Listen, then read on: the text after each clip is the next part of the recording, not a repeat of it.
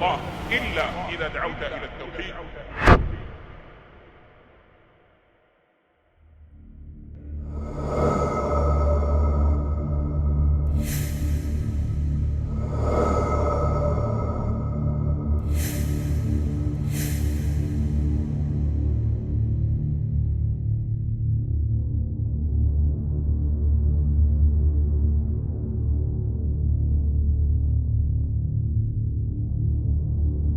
Les films d'horreur des plus grands studios hollywoodiens surfent depuis toujours sur un sujet qui suscite beaucoup de curiosité, mais aussi beaucoup de peur. Ce sujet, c'est l'exorcisme, la possession, l'envoûtement, le fait d'être hanté par un djinn. Mais ces récits sont bien souvent faits pour nous faire dévier de cette réalité, pour nous faire croire qu'il ne s'agit que de superstition ou de science-fiction. Mais la possession des djinns est bel et bien une réalité qui n'est plus à prouver.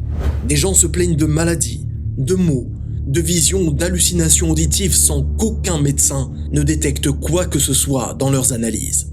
Certaines personnes, atteintes par ce mal, se mettent à parler des langues qu'elles ne connaissent même pas, à être pris d'une force incommensurable et à dire des choses horribles et invraisemblables.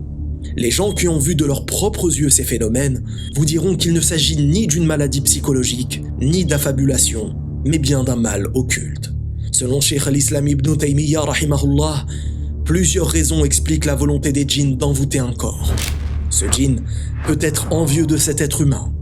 Ce djinn peut avoir un penchant pour ce dernier, ou ce djinn peut être parfois même amoureux, car oui, les djinns peuvent être femmes ou hommes.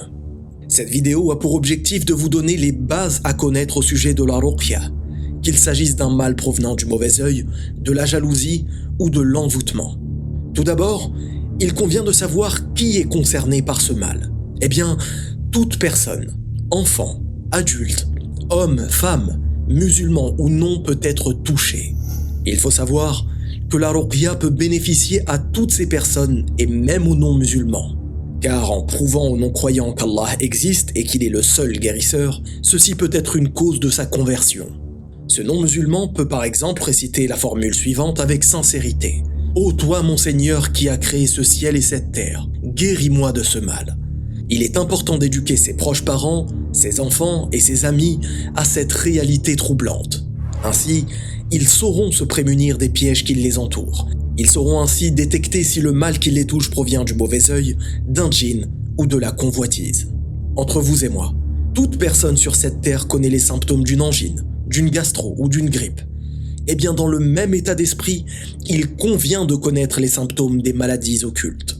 En alimentant progressivement cette connaissance, la personne saura distinguer le bon raqi du charlatan, saura qu'un tel soigneur est un gourou sectaire et dangereux, mais saura surtout quelles sont les pratiques innovées et interdites, renfermant bien souvent du shirk. Le plus important est de toujours demander les preuves religieuses des pratiques de guérison, en se basant sur les grands savants de ce domaine, ayant pour compréhension religieuse et méthodologie celle de nos pieux prédécesseurs. Il faut maintenant savoir quels sont les obstacles qui empêchent une ruqya d'être efficace. Premièrement, si le malade est musulman, il doit absolument connaître les bases de sa religion et les mettre en pratique de façon sincère et conforme. Connaître le tawhid et le mettre en pratique, savoir qui est Allah subhanahu wa ta'ala, qui est son prophète sallallahu alayhi wa sallam, quels sont les piliers de la foi à y croire fermement, etc. Par exemple, si le malade est musulman et qu'il dit « Pourquoi Allah m'éprouve de cette façon ?» Il est alors évident que cette personne a une mauvaise croyance du destin, qu'il soit bon ou mauvais.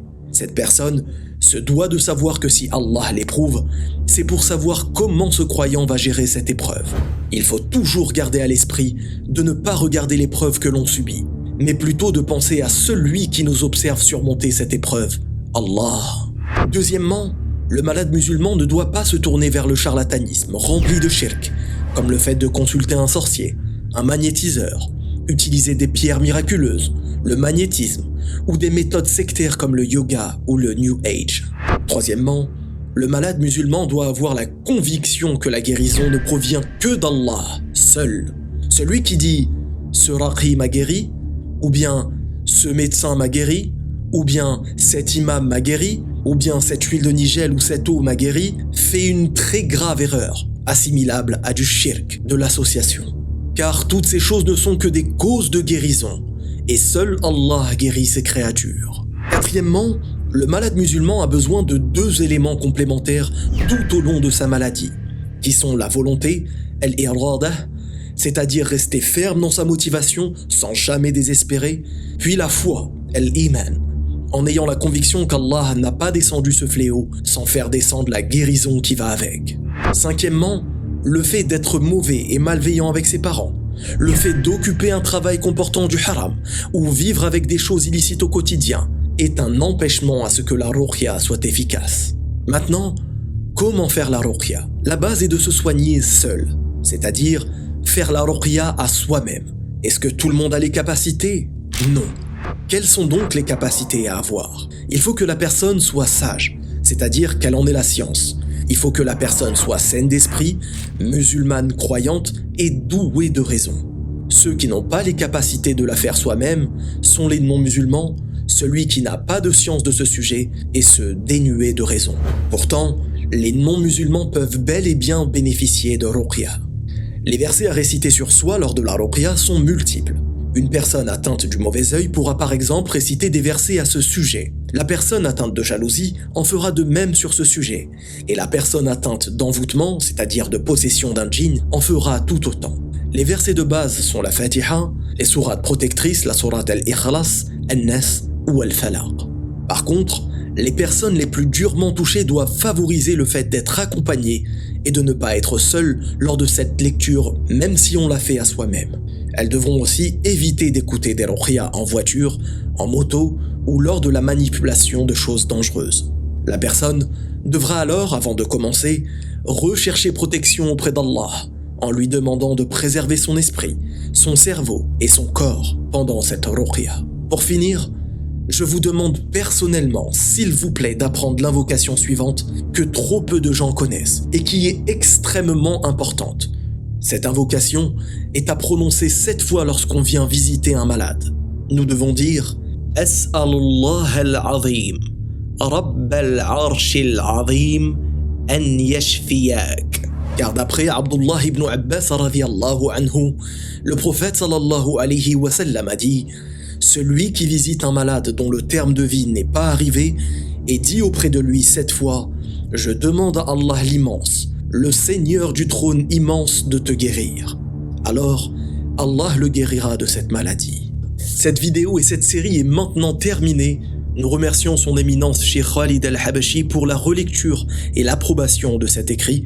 Nous demandons à Allah subhanahu wa ta'ala qu'il le récompense grandement pour ce qu'il fait pour la communauté, lui et ainsi que toute son équipe.